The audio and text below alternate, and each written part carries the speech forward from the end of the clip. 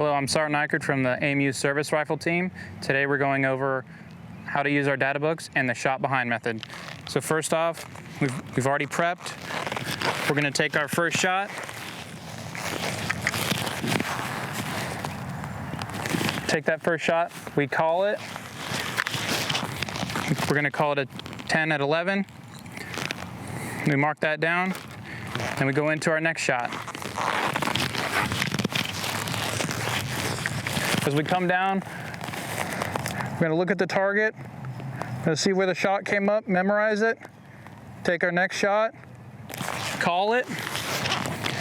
We're going to mark our call from our second shot, and then we're going to mark our score from our first shot, so it came up a 10 at 11. From then on, that's going to save us time, and we're going to be able to maximize our time in case we have poor conditions. And the shot behind method is what all of us use here at the AMU.